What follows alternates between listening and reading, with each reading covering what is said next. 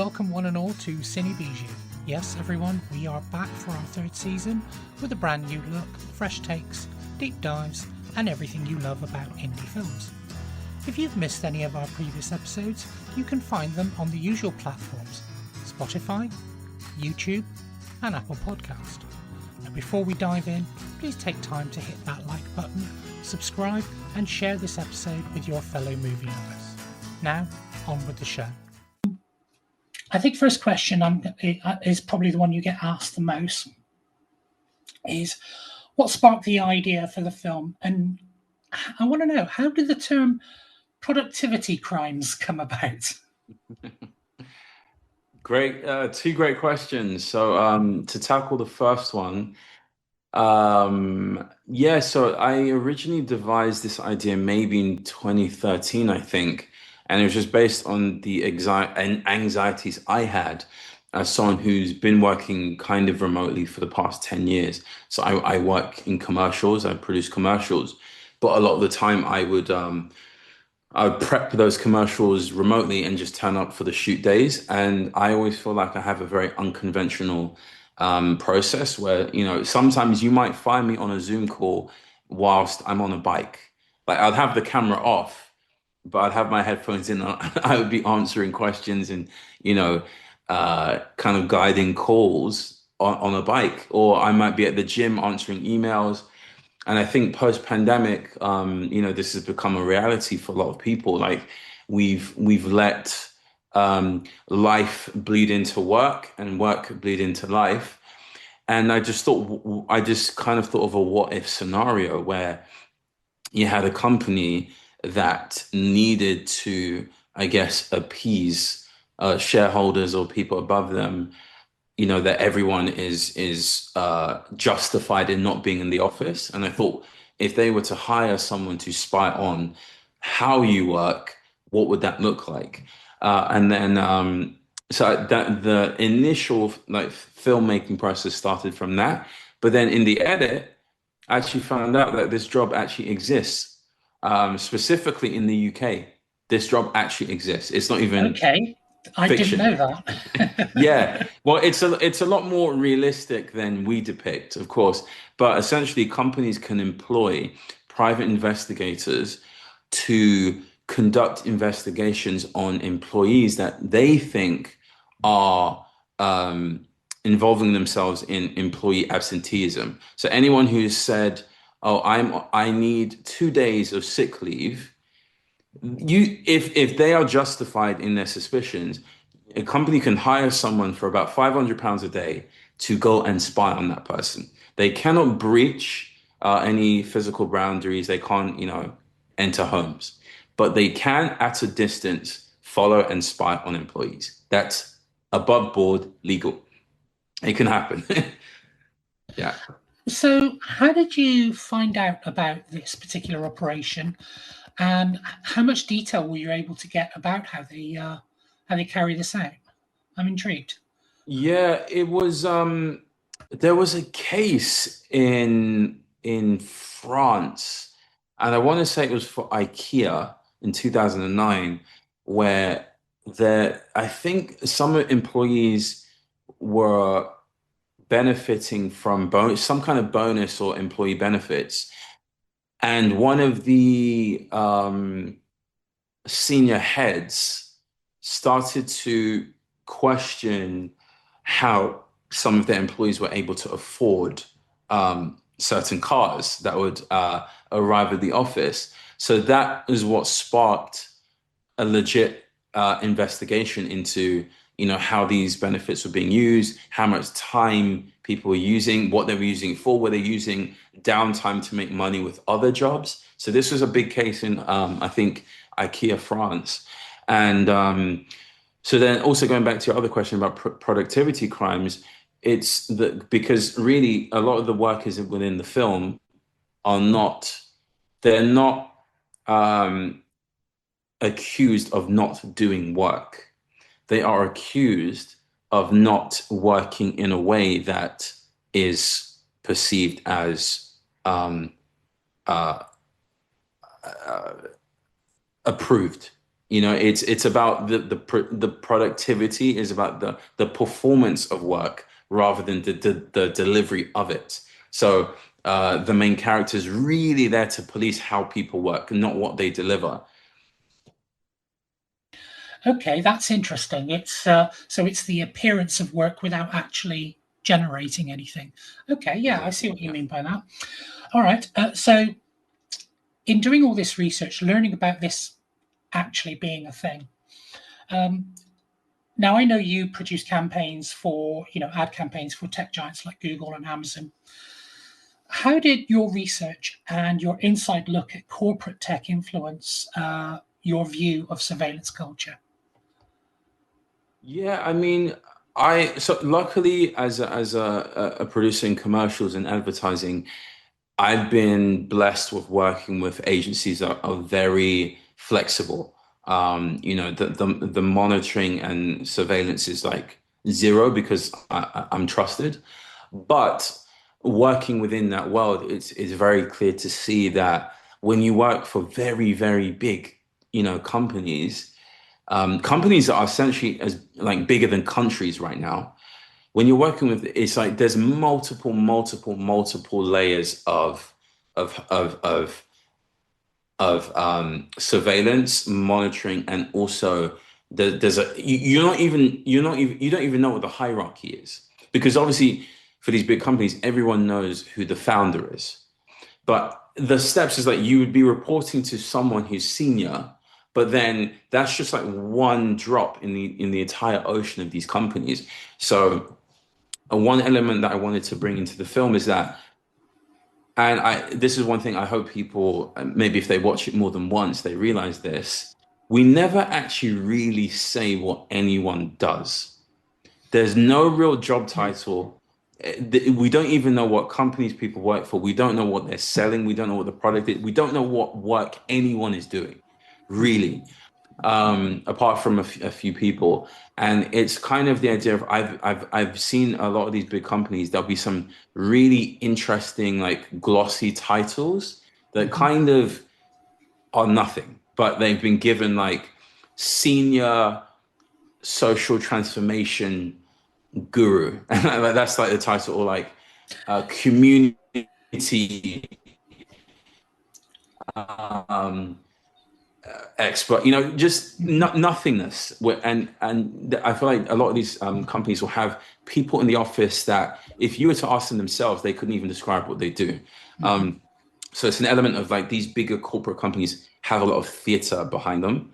And I think a lot of the film is really portraying that theater. Like for example, like the first target in the film that we see at the park, her whole sequence is theater. It's only the whole sequence is theater. So I really wanted it to feel theatrical, like for her piece, because she's really the tastemaker for the film. Like she introduces the concept because of Mhm. how like bombastic and overt she is in just saying, yeah, this is how I work. Like almost come and find me. Try and find me.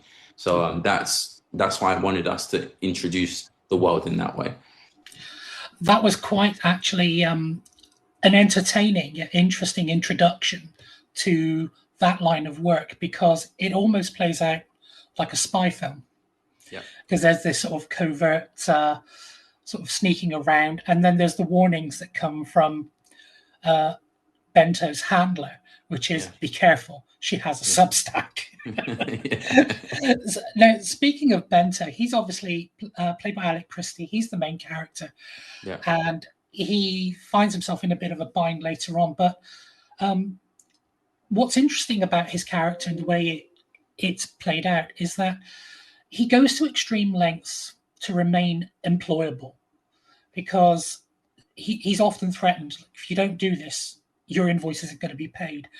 Yeah. So, in examining that, how did you balance making his actions deeply uncomfortable, comedic, yet relatable, given the current economic climate we live in, where people are worried about their jobs? Yeah. Yeah. Great question. I mean, I just really looked inward, and I thought, if I was in a position where I needed to make money and I had obligations that I needed to fulfill, and there's a job that came up and I'm doing it. And so far, because up until, I don't want to spoil it, but until he has to make a decision, up until then, really, it's almost a job that I feel people would, for the amount that they're getting paid, let's say £500 a day, I feel like a lot of people would probably do it to a certain extent if they didn't have to physically get up close to people, if it's, surveillance at an arm's length. I think a lot of people would consider doing it. So I think in terms of making that relatable, I just wanted it to feel like, okay, if I'm really in a position where I needed to make money, I feel like a lot of people would do the same thing. But where I think Bento's character then really comes to life is in the decision he has to make, because then you realize, okay, now this is obviously not above board. Like, this is, now we're getting into, illegal things. And the question is, okay, do we believe that he feels like he has agency? Do we believe he has a way out? Because in the film, we kind of present it as he's damned if he does, and he's damned if he doesn't. So I really wanted to trap him in that decision. And I think also I really have to shout out Alec and his performance, because I feel like he doesn't really say that much in the film. So a lot of I think the audience relating to him as a character really rests upon Alec's performance. And everyone who's watched the film has, and myself, has given him so much praise in terms of being able to play that, morally questionable character, but also we feel for him. It's like, this guy, he has no way out, and he has to do these quite pathetic things just to make money, and do them and still run the risk of still not even getting paid. So Alec, he played that character to an absolute T. So yeah. He certainly did, and it's a very physical performance, isn't it? Like you said, he says very little throughout the film, so everything that he's conveying, his sort of moral dilemma, his attention to the job, wanting to get paid, a lot of it is conveyed through physical expression and emotion.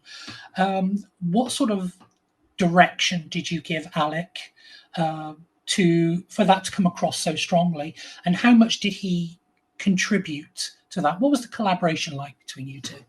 Yeah, so Alec, actually, I met him as a producer at Raindance Film Festival a couple of years ago, and I was struggling to cast the role. I was on Spotlight, and I just couldn't find anyone that I felt, because I knew that it would be a role with very little dialogue. So I needed someone whose face immediately told a story.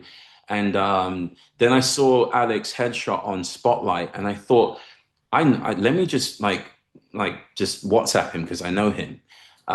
So then I messaged him and said, hey, I've got this role. I'd love for you to play it.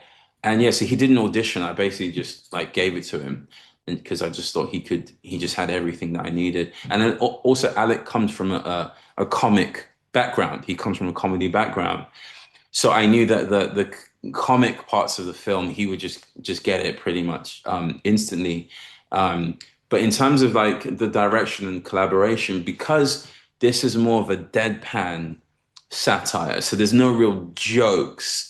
It's more like the characters don't know that this is a comedy. They're almost going through the ringer, all of the characters, and we laugh at that. So direction-wise, for me, and not only with Alec, but with all the other actors, I made sure that I just said to them, don't think it's a comedy. This is not a comedy for you. So what we will end up laughing at, don't think about that. Just play the characters as straight as you can, because the comedy will come from the absurdity of the situations that are unfolding. So it's really just course correcting, making sure that there was none of the comedy felt like gags. It didn't really feel, or not, at least not like the actors were aware of it. So yeah, with Alec, it was just a case of making sure that everything was played as straight as possible. And it certainly worked, because yes, there was comedic moments, but I think, and I don't know how you feel about this, but the whole scenario, even when you realize that this sort of thing actually goes on, corporations do pay people to do this line of work, there's a certain ridiculousness surrounding these circumstances of people spying on other people to make sure they're doing their jobs. Yeah. And you can understand why some companies do it, but it's that ridiculousness, isn't it, that sort of makes it funny more than anything, not necessarily the situation, because this is a dark comedy after all. Spying on people is nothing to be laughed at, yet the situation is so ridiculous. You can't help but sort of chuckle at at this particular scenario. It's do you know what I mean? No, 100. It's completely ridiculous. It's absurd and ridiculous. But that's why I wanted the film to actually feel, in many ways, quite mundane. Because if you look at the locations, it's a park, it's a standard street in London. Nothing is glamorous about this film. It's very much like you could go to any street or park right now, and probably you'd see similar scenes to this. And then I also really wanted, Bento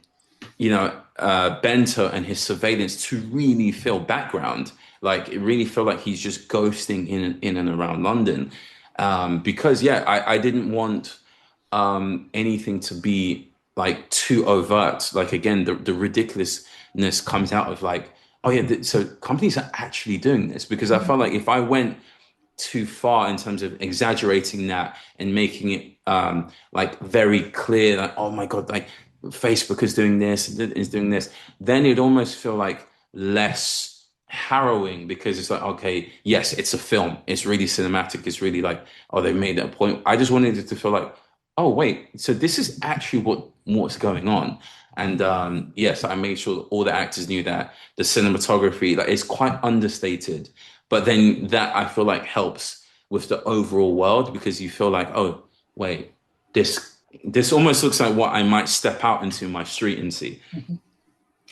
Okay. Just quickly, what was it like working with Babirye, who is also in the film, has a major role? What was she like to collaborate with, and what sort of directions did you give for her? Yeah, Babirye, they were just a force, because I knew that I didn't have that much time to work with them. They just came off season 2 of Dreaming Whilst Black, so very little time, and I think they were actually on holiday just before we started filming. So, but just like on this night, I had very, very little notes to give them, partly because I already knew that the role was a very, very much a naturalistic, understated role. And again, facial features, very little dialogue. But just like from start to finish, just amazing performance. It certainly was. So congratulations on the film. It really does make a statement about the kind of climate we live in today, and it entertains at the same time, with some terrific performances from Babirye and Alec. So congratulations on that. Just a couple more questions.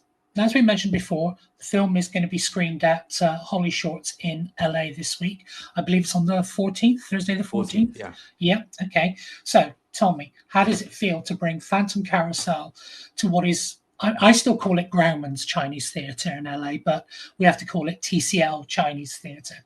So how does it feel for your film to be screened at such a big event? Yeah, do you know, it kind of feels a bit surreal, because I'm currently in the eye of the storm. So it's I think after we screen, I'll probably reconcile what it means and how it feels. But yeah, I mean, it's such an honor, like to have what was actually just a completely self-funded film with, people that I knew and have accumulated from my other like producing, to direct such an ambitious short in terms of like production, to have it play at probably the most well-known theater arguably in the world. It is, yeah, very surreal. And then also HollyShorts, I've tracked for a few years. I know one of the co-founders, Theo. Like we've hung out at different film festivals. So it's I couldn't actually imagine a better place to launch this film. Like I think there's maybe a few other festivals that I could have thought of, but it's a great honor. Absolutely. Yeah, I bet it is. So, final question. So, following your success with Locus Beyond the Fantasia and your executive producing of Perfect along with Phantom Carousel, how is how are these productions shaping what will hopefully be your debut feature film that you currently have in development? Yeah, I think these productions have kind of really instilled um, an element of just knowing when to stick to your guns and like just completely sticking to it, and being stubborn when you need to, especially as a director, because again, Locust Beyond the Fantasia, that was also self-funded. So I didn't have anyone stopping me. I didn't have any people or institutions like giving me hard edits to make. Um, Same with Phantom Carousel, but with Perfect, the film that I helped EP, that director always also Millicent, she had something similar as well because that film initially a lot of people were asking her to make changes and certain edits and certain things that maybe fit like typical screenwriting guidelines. But at the end of the day, that film premiered at South by Southwest this year, so I think it's one of the hardest things to do as a director, but to say no to people who have been working in the industry longer than you. Because, the director, the two least experienced people on a film set are typically the director and the runner. Because the runner, it might be their first set, and the director, you don't get to direct that often. Focus pullers and gaffers, they're working that every day.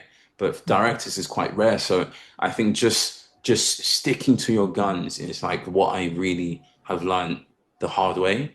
And yeah, I'll have to continue doing that. Thank you so much for tuning into this episode of Cine Bijou. I hope you enjoyed the show. Why not share your thoughts by leaving a comment and connecting with us across social media on Blue Sky, Threads, Instagram, and TikTok. And if you want to catch up on our exclusive reviews and features, then make sure you visit cine-bijou.co.uk. So keep watching, keep listening, keep sharing, and remember to support indie film.